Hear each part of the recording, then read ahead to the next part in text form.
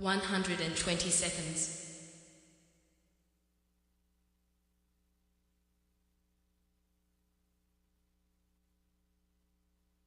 110 seconds.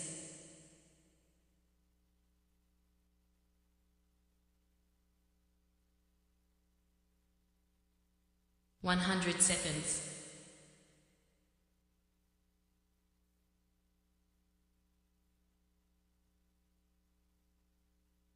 90 seconds.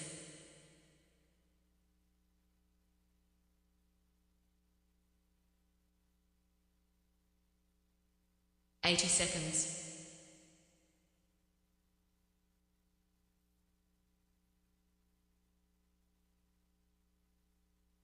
70 seconds.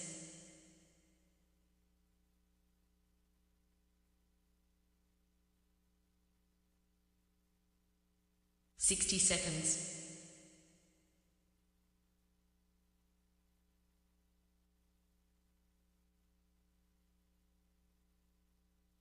50 seconds.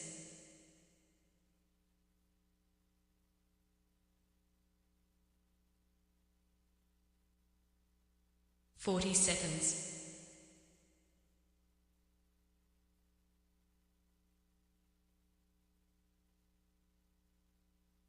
30 seconds.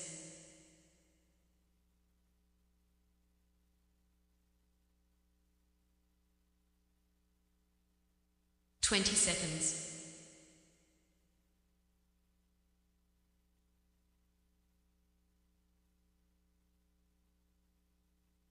10 seconds.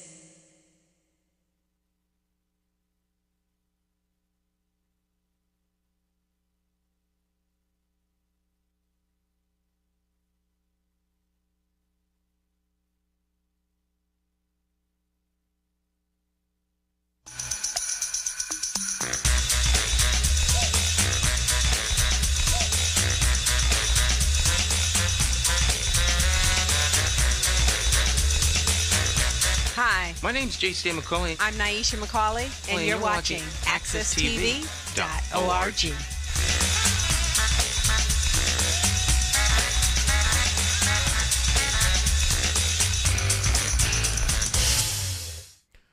Good morning again. This is Jonathan Small, host and producer of All About You. And All About You is basically a revamp edition of a show that's designed to give the guest his or her life story. And it's a show that's going to be broadcast live every week at accesstv.org studios in downtown Hartford. This morning on All About You, we have a living legend in the boxing world. He goes down as one of the greatest heavyweight boxing champions of all time. And it's a pleasure and an honor to have this guest as basically the first guest on the revamp edition of All About You via Zoom. No other than the legend, world boxing heavyweight champion, Larry Holmes. Good morning, Larry. How are you doing? Good morning, Jonathan. Okay. Uh, Hanging in there, buddy. All right. You're looking well, Larry. It's a pleasure to have you on. And Larry, I believe you were born technically in Georgia, but you was raised and grew up in Easton, Pennsylvania.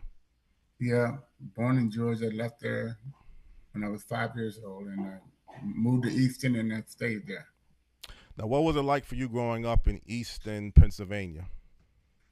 Kind of rough, because I was out of town and going to school. The kids picked on me and stuff like that because I'm from Georgia, Mhm. and they picked on me, but I got through it and kept right on going. When did this desire and passion for boxing started in your life? Well, I started going to the PAL because they were teaching boxing up there, and I wanted to learn. Hmm. Therefore, they booked me and put me in the gym and teaching me how to fight and protect myself, and that's what I did. Who did you grow up in Easton, Pennsylvania looking up to, and did you like any other particular sports beyond boxing? Yeah, I played football. Football. I tried to play basketball, and I hit boxing, and that's where I stayed. Hmm. And again, who did you kind of look up to in boxing when you was started off in the boxing? Back then, Ali, Ali. Ali, yeah, I was young coming up. Ali was fighting Frazier and Lyle and all them guys, and I wanted to be like Muhammad Ali. What particular style did you try to? Because your boxing style is a little bit different than Ali. You have one of the best left jabs in boxing history. So, was there any particular fighter that you tried to emulate their boxing style from? Yeah, Muhammad Ali. I Okay. tried to imitate his stuff Uh huh. because he was there. He was on top, and he let me be a sparring partner, and I was his sparring partner. And I traveled with him, and I was learning how to fight while I was on the road. So Muhammad Ali was my idol. He's still my idol, And I learned, excuse me, I learned a whole lot from Muhammad Ali. Uh huh. Now, as an amateur boxing, I mean, how was it like, as an amateur before you became pro? Well, I got into the '72 Olympics, and I boxed in the Olympics, and of course, at that time I was a black man going into a white man's thing, and they didn't want me in there. They wanted a guy named Dwayne Bobbitt, Mm-hmm. and he was the man supposed to have been representing uh, the United States, and I fought him. I thought I won, but I didn't win.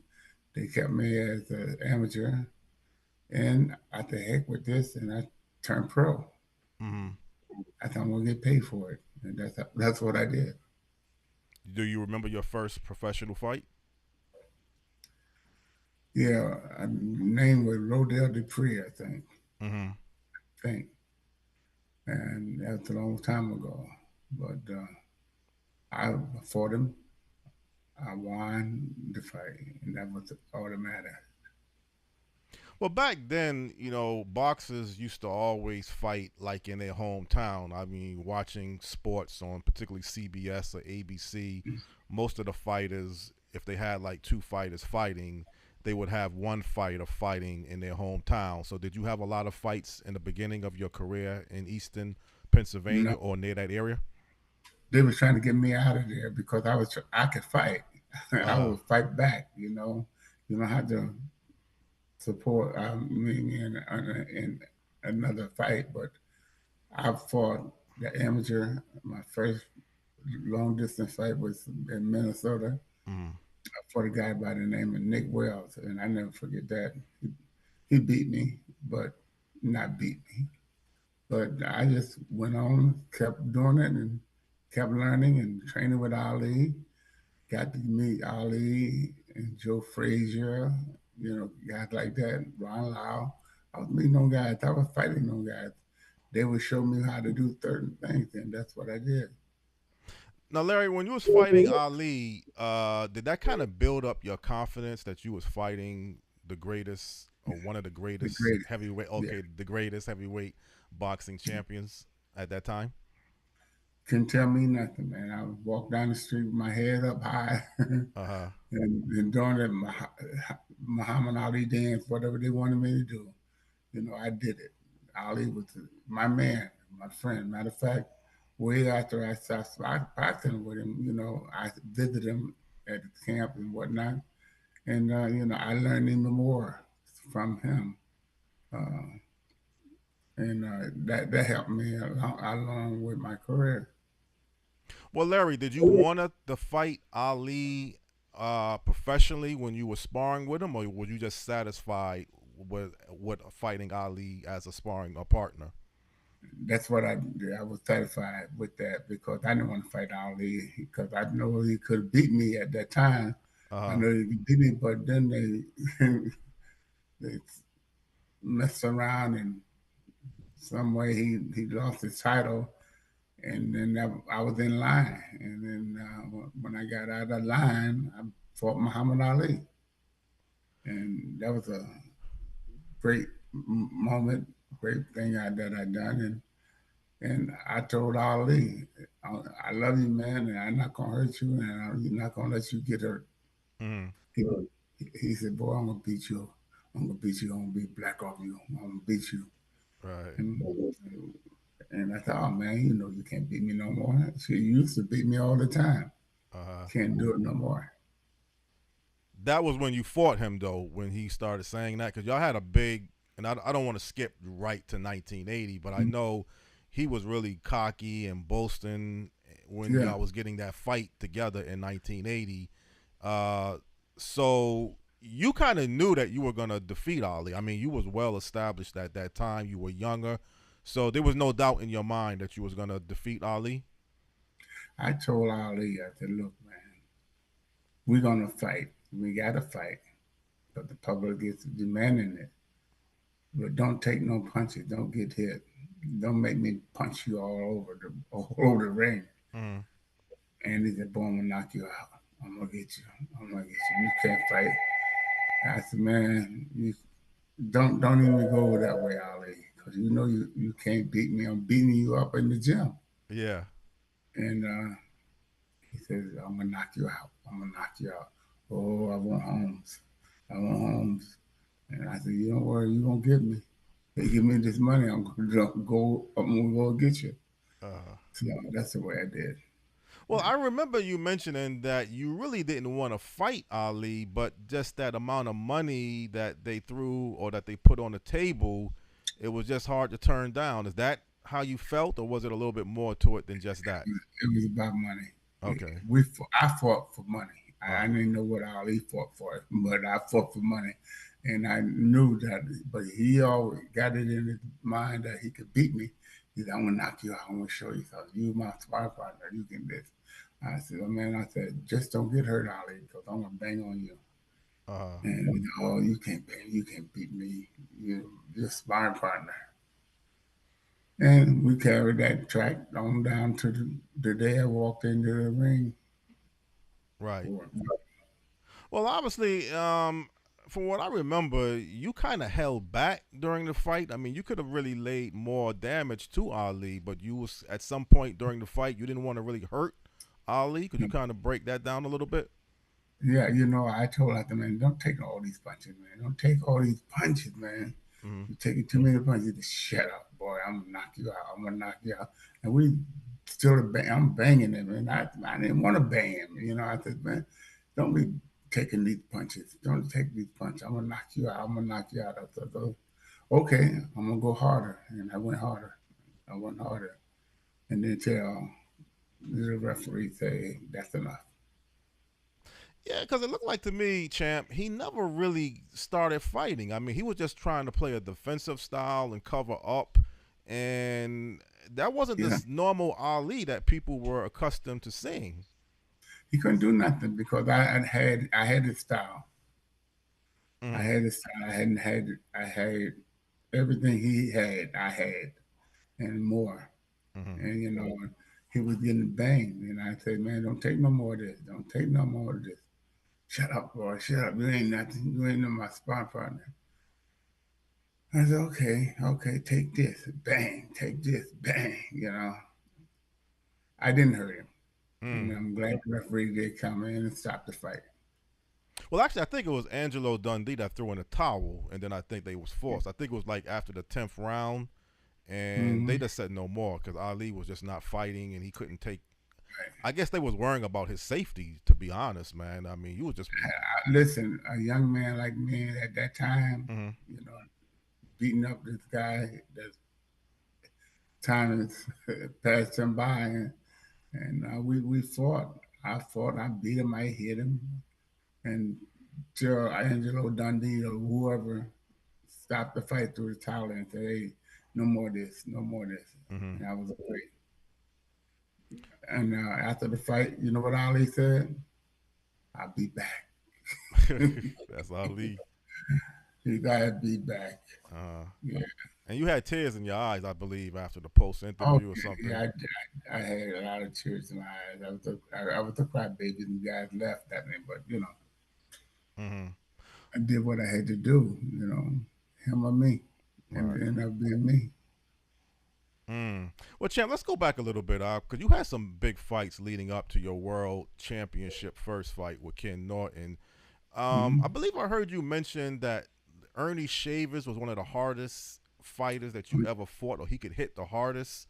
Yeah, Um, boy, if he hits you, you might as well say good night. But I was stronger than that part. You know what I mean? mhm, Because when he hit me, it hurt. I mean, if he knocked you down, he knocked me down. You know what I mean? And I mhm. got up. But Ernie was one hard puncher.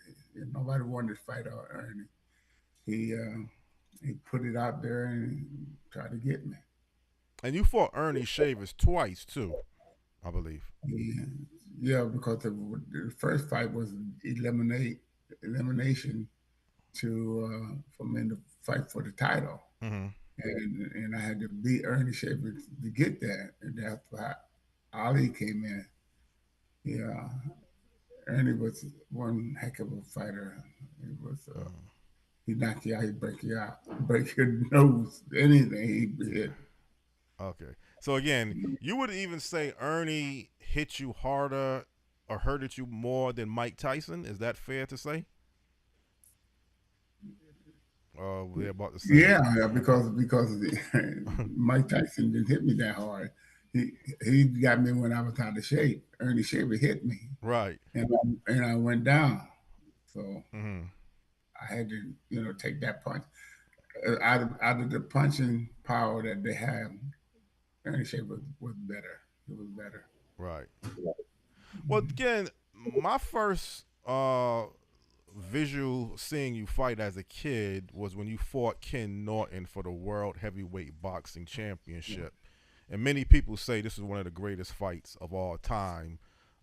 Leading into that fight, what was your impression on Kenny Norton going up against him for the title? Well, I knew Ken Norton because of working with Joe Frazier and them guys like that, and I learned the style of Kenny Norton from Joe Frazier because Joe Frazier ducked down and buck and put the hands up and go to work on him. That's what he did, and Mm-hmm. he was a good man, Ken Norton. Uh, but I escaped by they say 1 point, and that was good enough for me. That's a win. Well, I believe the fight was even after 14 rounds, seven apiece to 7-7, and then the It was 15th round was the deciding factor of this particular fight. Did you knew that going into the 15th round? I knew that I had to fight this guy, and I fought him Mm-hmm. up to the last bell, and he congratulated me, and I congratulated him. But it was a tough fight. Mm-hmm. But he lost his respect for me after that. Right. So I said, okay, that's all. Just because I win, the judges judge the fight. They say I won, and I did beat you. Mm-hmm. Yeah, Yeah, it was a great, great fight, a classic fight, yeah. and that puts you as the world heavyweight boxing champion. Now, how did that make you feel now, becoming the world Man, boxing make heavyweight me champion? feel, man. I was walking around in Easton, man, Uh, P-Bird, and I'm the champ. I'm the champ. Larry Holmes, I'm the champ. They said I couldn't do it. They said I would never be able to do it, and I've mm, done it. I proved it. right. And I will dedicate myself to do it again, and I did. Champ, how did you establish this devastating left jab? I mean, everybody gives you so much recognition for having the best left jab in boxing history, or one of the best. I mean, how did that come about with your left Coming jab? with Ali. Ali make you have a jab. You got to beat him to the punch. If you can't beat Ali to the punch, you can't win no fight. Because he had the quick jab, whop, whop, whop, Uh, whop. He had the quick jab, fast jab, and it would hurt you with that jab. yeah. But I was able to overcome that because of the 4 years of working out with him in the gym. I learned how to do it. So it was all me. Uh huh. Mm-hmm. Now I believe every time you would have your fights, the song "Ain't No Stopping Us Now" would be played. Did you decide that that was going to be your theme introduction song when you entered the ring? If you remember I that. like them guys. Them guys was good guys, man. Sing that song and let me use it. Ain't no stopping us now. I still play it in my club. I still play it. Uh-huh. Ain't no stopping us now because them guys was good. Let me use the record and stuff like that, and I was able to come out with it. That was great. Right. Now, when did this desire for you to establish so many businesses? I mean, again, as a kid, you was one of my idols, and I would always look at the fights on CBS Sports, and they would always show Larry Holmes having this business here in Eastern Pennsylvania, this business here. Uh, what made you decide that that's what you wanted to establish? You know, building up businesses in your hometown.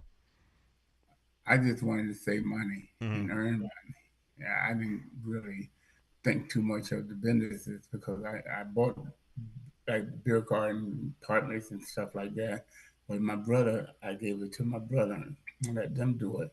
But I like the song, the music. Uh huh. Ain't no stopping it now. McFadden and Whitehead, I still play it, you Still know. right. Don't guys still play it, you know. My thing song is ain't no stopping it now. Uh huh. I'm sorry, boys, but I took your song, but I'm using it in good reasons. Yes. Now, your love for Eastern Pennsylvania, I mean, you have the ability to live anywhere in the world. You know, a lot of fighters at that time was always looking at Las Vegas. But what made you decide that you wanted to stay in Eastern Pennsylvania? Well, you have 30,000 people that filled the whole city. Mm-hmm. It was quiet, and the blacks was good. Everybody was good. Everybody mind their own business and didn't worry about nothing. And that's how I got stuck in there. That's why they called me the Eastern Assassin. I Yes. gave them the name. And McFadden and Whitehead, I got permission from them before I even start playing. Ain't no stopping us now. Uh I huh. got permission. Right. Now, obviously, Larry, after you won your championship fight, I mean, you had a lot of fights. I believe 20 successful title defense or 20 fights that you had. Mhm. And the list, I mean, from Carl the Truth Williams, Tim Witherspoon, um, And they were crazy. crazy. I don't want to fight don't got fighting, man. They were city fighters. Uh You huh. know, like you go into New York in the wrong neighborhood, they beat you up. You go down to Philadelphia in the wrong neighborhood, they beat you up. So that's what I had to look at, but they respected me and I was okay.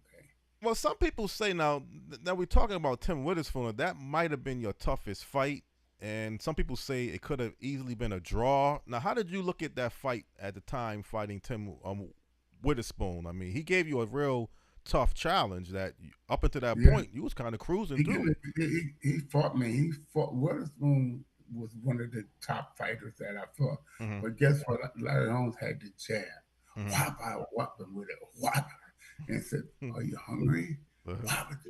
Did you eat yet? Whop. Uh-huh. You know, that's how I got over Witherspoon. Uh-huh. But he was tough. Tough. We friends now. Right. He was tough then. Uh-huh. But up until this point, I mean, you was cruising from 1980. Then this big, they call it the Great White Hope, whole theme image of Jerry Cooney, Very cool. and that built up as one of the greatest, promoted as one of the biggest fights at that time. We're, Um, we're friends now. yes, and Jerry was a guest on the show a few months ago. But what was your intake on going up against Jerry Cooney? Was you looked at him? Was it any intimidation, any nervousness, anything about this No, guy that made there you was no want nervousness. the nerves? No, uh, no, I know what I had to do. And Jerry was tall and whatever, and I had to get over his jab because he was throwing his jab mm, and trying to imitate me, and I wouldn't let him, and I had to show him my jab, and then I say, "Are you hungry? Did you eat yet? Well, eat this." Bang, yeah, bang, and that's how I got Jerry. Got him in his head. I still say it. yeah. But see, that fight was a great fight, but he hit you low blows. I think three Yeah, times in that fight. 9 times. Nah, okay, He more than hit yeah, me so many times I could have called a cab and go to the yeah. hospital. Yeah. Oh, I gotta bring this up because I remember again as this fight, and I remember the post interview that you said You said I was gonna have sex, but something else didn't happen. He had hit you. It I was. remember you making that statement after the fight, something about that. Because I mean, them low blows was just devastating that he was hitting you with. But I just had to say that. He said he didn't mean it. uh, Even though today when we hook up, because we hook up every once in a while, I said, Jerry, you hit me below the belt 10,000 times. yeah. I didn't mean to do that. I didn't mean to do it. Uh, He meant to hit me, but I was determined, man, not to let that boy beat me. In front of all my friends and to the meter.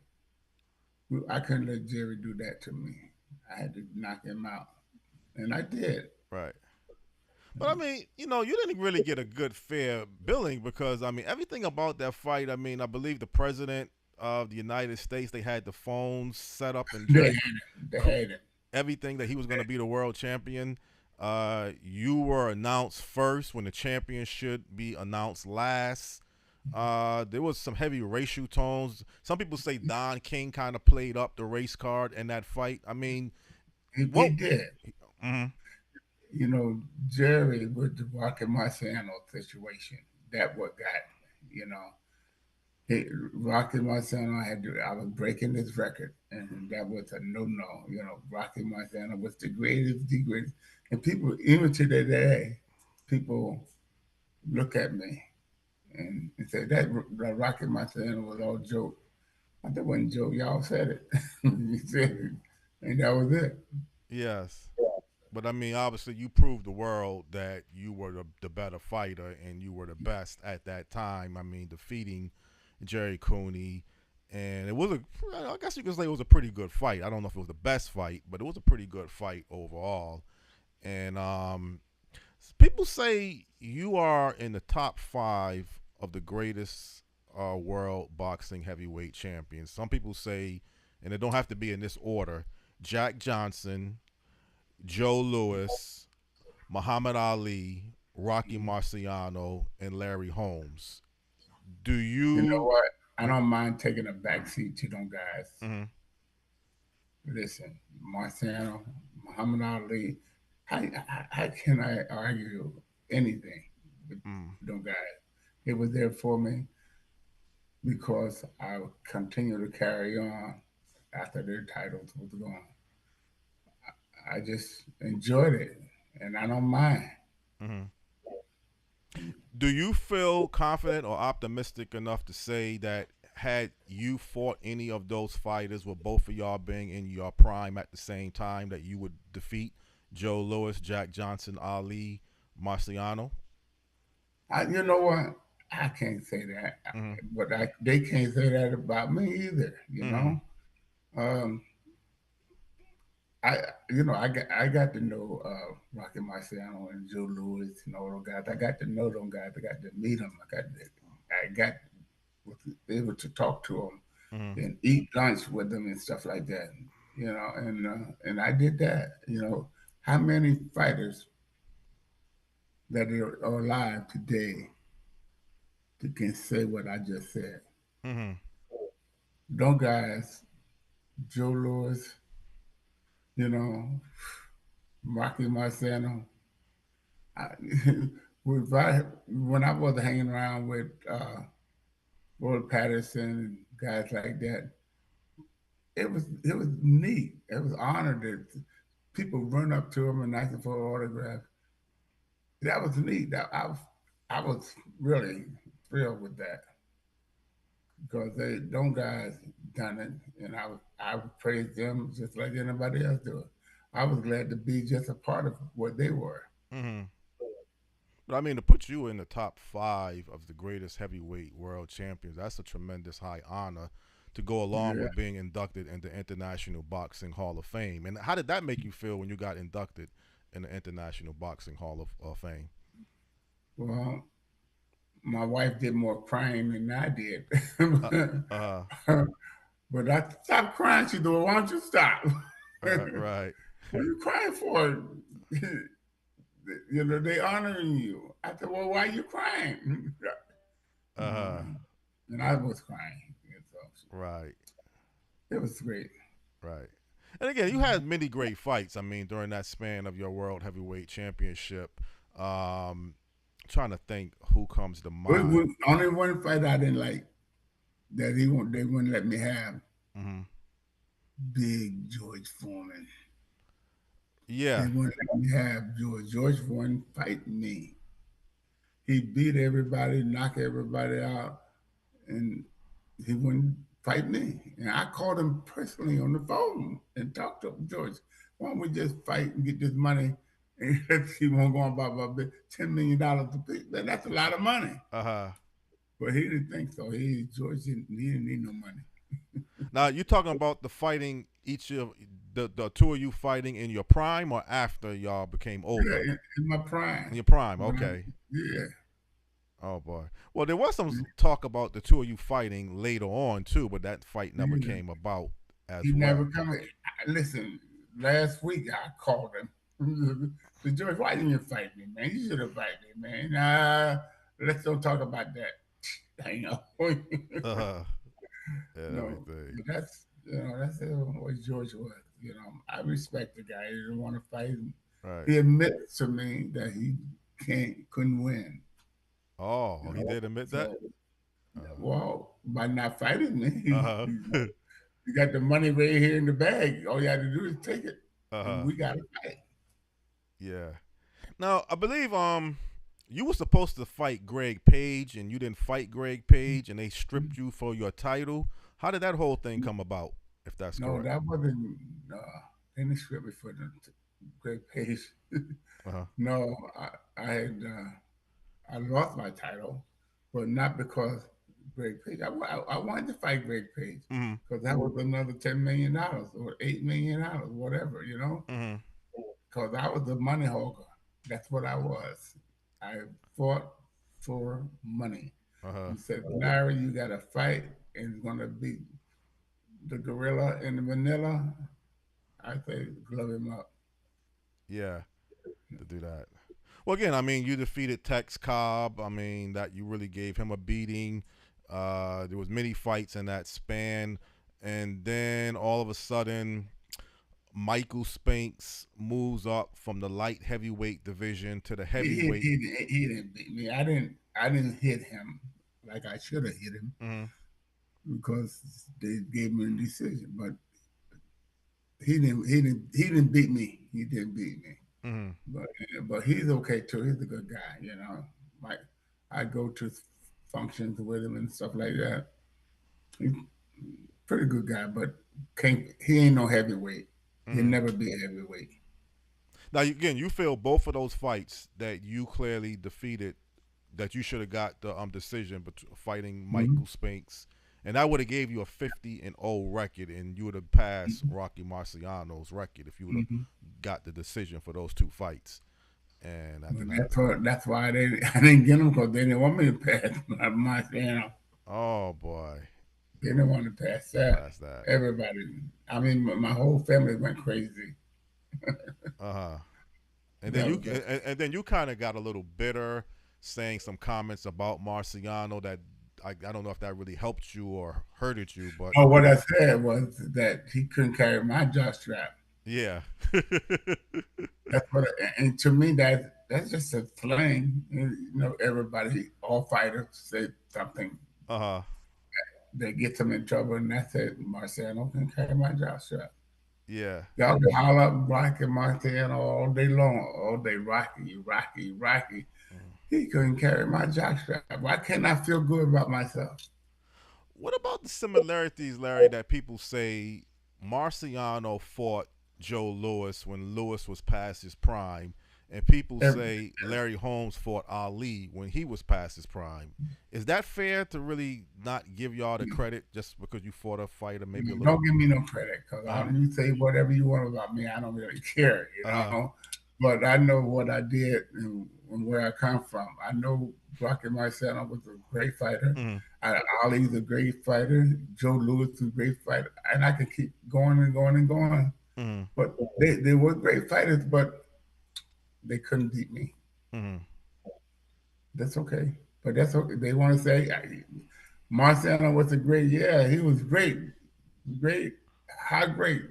Great enough to be out here with you. Mm-hmm. Well, you look at maybe the competition of fighters that you fought comparable to the competition of fighters that Marciano fought that kind of separates the two. Would you say that you fought a tougher level of competition? I know you can't compare different eras now. Eras do somewhat Yeah. play a role, but would you say the competition of fighters that you fought was more stronger than Marciano's?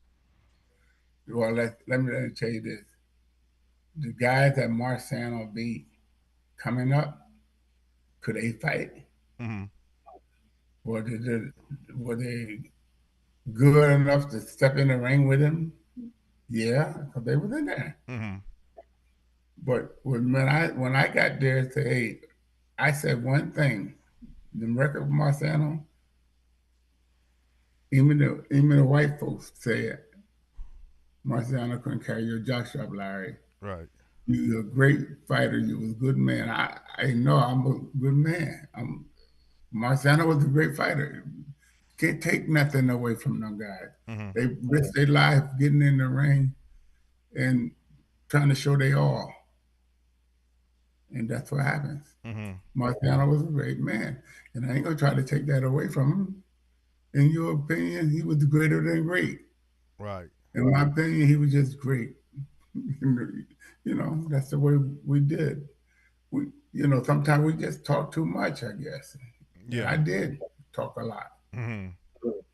But the one thing about your talk is you could back it up. I mean, nobody can't Yeah. say that Larry didn't walk the walk. You Thank you. fought everybody that came in your direction. You didn't really duck anybody, and you I want definitely. to thank you for saying that, man. Mm-hmm. Cause you my bodyguard from now on. Oh, okay. Yeah, you look like you're still in great shape. In other words, I'm all right. I'm all right. uh, so Champ, what are you currently doing now? I mean, are you in business or anything in particular? How you're living your life now? Well, I still have my businesses in the East, and but I'm getting rid of them because they, they ain't working for me. So I'm getting rid of the bars and stuff like that, and apartments. I'm tired of people robbing me, taking money. I'm just tired of it. But Eastern is okay with me. I ain't worrying about it. I don't have to work no more. Uh But huh. I'll be glad to make an appearance for you if you want to pay me. Pay you. Yeah. Okay. Well, Come on come down. on down. Well, you still like to do singing too, isn't you? Like a singer, you still love singing. Listen, people, I'm Larry Holmes. Uh-huh. Let me tell you how I have grown. I work so hard each and every day. Take it from me, and there's no better way. Uh, Life is short, so I play it straight. I enjoy the day before it's too late. I keep from getting down. Because I want to take you out in the next round. Bam! yeah. Something like that. Uh, but Larry, why you had fought up until you was 52 years old of age? So what made you wanted to continue fighting even after you fought? Let's say you lost to Mike Tyson. I mean, what was driving you to still want to continue to fight beyond that I stage? wanted to show them that I can fight, but you know what they did to me? And Don King is part of it because he did it too. Mike Tyson, good puncher, hard punch, can't box but he can punch. Mm-hmm. And if he hits you, you going good night, Irene. Right. That's Mike Tyson, and that's why I fought him because Don King I needed somebody to beat up, Uh and huh. that was me. So Mike Tyson went out there, threw a jab, jab, right hand, bang, bang, bang, hit me. And then I said, "What the hell?" Right. And also Then but also you defeated Ray Mercer too. Now Ray Mercer was much younger than you, so people don't realize that you fought Ray Mercer, who was a top contending fighter, and you defeated him. And so, how did that make you feel? Fighting and beating him at the stage that you were in. Ray Mercer was a good guy, Mm-hmm. nice guy. He told me he gonna kick my butt, tear me up, and I said, you're gonna have to because I'm gonna bring it, Mm-hmm. and that's what I did. I brought it to him. I got in shape. Because you know how it is out on Friday night, Thursday night, guys want to buy me a beer, I take it, you know what I mean? Yeah. But it was a great fight with Ray Mercer. And he's still a good guy. Even now, to this day, he's a good guy. Uh-huh. And then you had a brawl with Evander Holyfield. That was a tough loss, but you fought him. But keep in Mhm. mind, these men were much younger or younger than you. They were kind of in their prime, and you still was able to. Holyfield didn't beat me, He man. didn't beat you? Okay. He didn't beat me. I beat him, or they just gave it to him. Uh-huh. Okay. You know how this, they tired of you, Larry Holmes. Get out of here. Uh-huh. We ain't gonna give you the decision. Right. Yeah. And that's true because out of those fights, let's say past your prime, and I don't mean that in a negative way, Yeah. but other than the Mike Tyson fight, you really didn't get knocked down, or did you? No, Okay, so other than the Mike Tyson, and obviously Mike Tyson was a dominating fighter. So, he still is. mhm. Still now he's training fighters in the gym. He's a good guy. I don't know. I can't find words to talk about Mike because he does whatever he want to do whenever he want to do it, and he comes out okay. So I praise him. Yes, If you need help, call me. I'm on the phone, you're on the ready phone. to help. Yeah. Well, again, there's no doubt about it. I mean, I got to give special thanks to your wife, Diane. Really, she works like y'all work as a tandem, like a team, and everything. And I would always see her by your side whenever you go to your fights. I 40 mean, years, uh, 40 years with 40 this years. lady. 40 years. Right. But always by your side though. Whenever you was going to the Yeah, fights, I would always look at her, and look at you after the fights. It seemed like she was yeah, always right there for you and everything. And really a tremendous honor interviewing you this morning. yeah. Um, anything closing towards the end of this show that you would like for people to know a little bit more about your life? Well, I just want people to know that I'm okay and I'm well, and I hope that they are well and healthy and don't take any winning nickels, because we only go around once, so you might as well enjoy. Mm-hmm. I'm gonna enjoy my life. I enjoy you to be on your show, and thank you for having me on your show. Mm-hmm. And more people should do the same thing. They should congratulate you and thank you Mm-hmm. for putting them on the air. Yeah. Well, again, it's my honor because as a kid growing up, I would always watch this Larry Holmes, and me and the kids at school, some of them didn't really care for you, but I said, look, man, the man is just a winner. You just got to give the man his props. I mean, this man goes in there and fights everybody. He comes out victorious. Used to watch the fights with my uncle, and we all respected you, man, and said, some people would say maybe your biggest obstacle psychologically or some degree is that you came right after Ali and that you. That's the problem, that I get a lot of that. A lot of people say, you couldn't beat Muhammad Ali. I was his sparring partner. I know how to whoop him. Uh-huh. Yeah. That's what I was always hear, that you kind of under his shadow. You just Ali was such a great boxing legend. You I love came that along. man. You love them exactly. I love that man. That man was my friend. He gave me a job as a sparring partner. A hell of a job, though. But, he was his man. And I respected him.